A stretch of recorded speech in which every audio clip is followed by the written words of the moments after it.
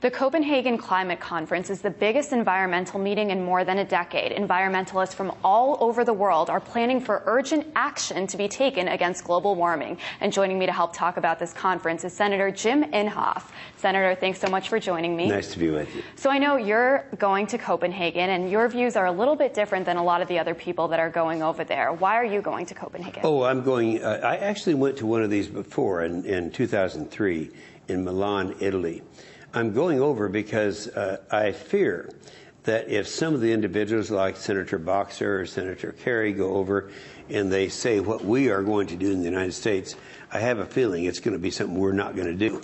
Then, of course, with the president going over and saying we're hereby committed to a 17% reduction in emissions by 2020, I have to say, no, that isn't true. America is not going to do that. I think it'd be unfair for 192 countries to go back home thinking that America is going to do something that we're not going to do.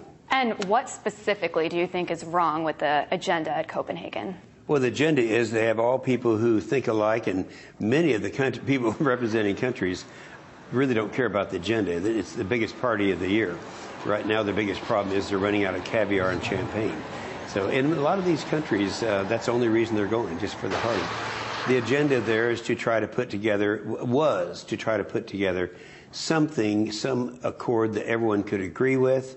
That isn't going to happen now because it's a foregone conclusion that that will be a failure in Copenhagen. So now they're going to try to plan for something for 2010 in Mexico City. And I want to ask you about the ClimateGate scandal. It's been called the biggest scientific scandal of our generation. What was your reaction to it? Well, I'm glad that was you're quoting the UK Telegraph, and that's an accurate. And I could quote many others too. Well, here's what I think about it. I gave a speech 4 years ago on the Senate floor because all the scientists had come to me and said, you know, they won't air our side of the view. The whole thing is cooked. And so I gave a speech on the floor outlining what they were doing to manipulate all the data that they're basing this on and how they're hiding this stuff from other scientists. And sure enough, when ClimateGate came, those emails said exactly what I predicted 4 years ago on the Senate floor. So I think it's a scandal. It's a scandal, the dimensions I've never seen, I guess, in my lifetime, that they would do this. And now they're going to try to base policies in the United States on the IPCC science that has been debunked already. So we're going to fight the battle here. But what do you think about, Al Gore basically dismissed these emails. He said they were taken out of context. It happened more than 10 years ago. What do you think about that? Well, Al Gore, keep in mind, Al Gore is the big winner on this. And he has actually made hundreds of millions of dollars on this scam. And, of course, he has to say that. There wouldn't be any and he's not exactly, after having made it's something close to $1 billion, I understand. And after that, you don't expect him to come along and say, oh, well, it's all over now because of so I would expect that. And there are a lot of people trying to play it down. I would say this. The Guardian, which is an environmental activist group, said pretending this is not a real crisis isn't going to make it go away. And the Atlantic Monthly, the stink of intellectual corruption is overpowering. This is really a scandal. And it's kind of ironic that it came out when it did, because now people realize. And there's so many people who are well-meaning people for 15 years have talked about this, and now they realize that the science was cooked. Well, maybe it proves that the science was cooked and maybe that the scientists themselves were unethical, but does it prove that global warming isn't true? Well, if the global warming is consensus, as they call it, is based on the IPCC science, then yes, you'd certainly have to question that. I've always said that there is a relationship between man-made gases, CO2, and the weather, not necessarily whatever word you want to use for it, global warming. But it's so small, it's hardly measurable.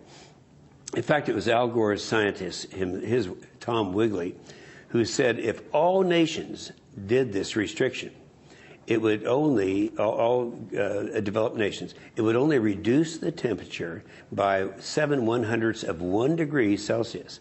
Now, what that's not even measurable. So since this is something that would cost the American people between $300 and $400 billion a year, and not to get any results, I cannot conscientiously support it. And there are more and more senators who feel the same way. Many Democrat senators now have joined on, so there's just not the support in America to pass something. And so what's the motivation behind all of this? I mean, why are the scientists doing this? Why are the politicians, as you say, cooking the science then? What's their motivation? Well, I've always thought a lot of it had to do with, see, this all started with the United Nations. It was certainly a lot of people in the United Nations don't like to be accountable to any countries. Perhaps that had something to do with it. Then you have the far left, the extremists, the MoveOn.org, the George Soros, the Michael Moore. These are that's where all the money is. And this is what I call the Hollywood elites.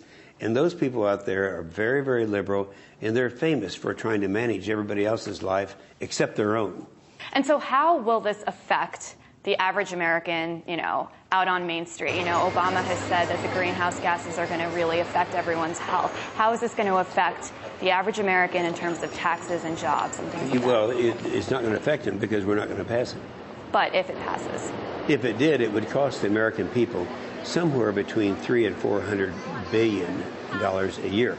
Now, that translates to, in my state of Oklahoma, for example, well over $3,000 a tax-paying family in my state of Oklahoma, and you don't get anything for it.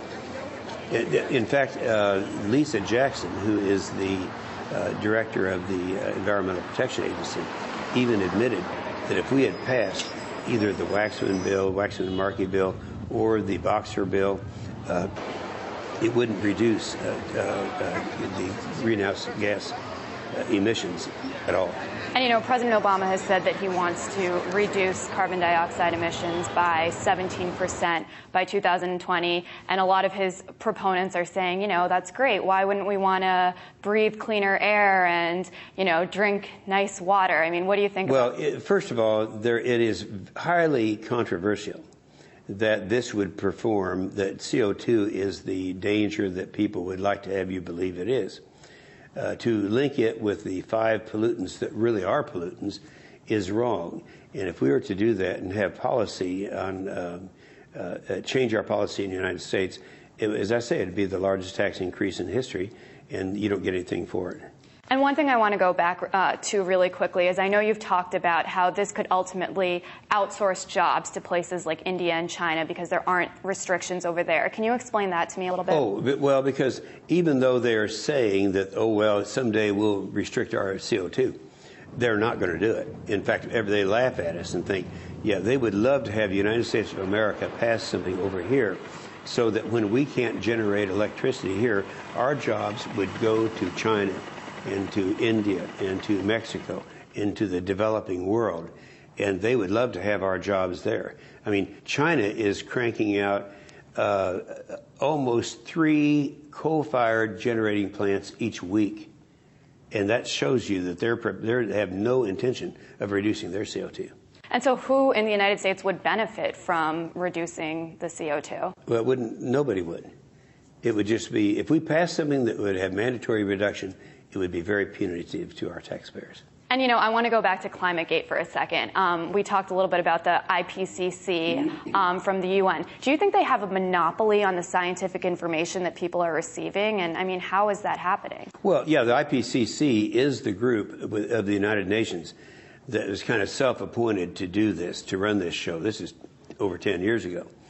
And they are the ones who, as the scientists, there's a group of scientists that make recommendations, do evaluations. Then they now go through and eliminate anything that doesn't support their view. So that's just the science. That is the science behind it. And by the way, that is not just me saying it. Everyone agrees with that. That is not a disputable point. Even Lisa Jackson, our administrator of the EPA, has said that it's that science that we relied our policies on. Do you think or hope that this ClimateGate scandal is going to change the way science is being done around the world? I hope it does. I hope it does because, I've talked to so many scientists that they just can't believe that this has been happening over the last 10 years. And we should rely on sound science. Everybody says that, but they don't want to do it. In fact, that's something that Barack Obama during his campaign said, we need to have reliable science. and then he embraces this drummed up science. And you've been called one of the most prominent global warming skeptics in this country. And I heard that when you were in Milan, there were people holding your sign up in protest. What do you think about that? Well, that's fine. You know, they're fed this stuff by the media, and a lot of them believe it. In fact, they had my picture on telephone poles, wanted pictures. And that's fine. You know, I've learned a long time ago that if you don't have the truth on your side, you don't have the science on your side, all you can do is call names, and that's what they've been doing for several years now. Well, Senator, I want to thank you so much for taking the time to talk to me today. Nice to have you here.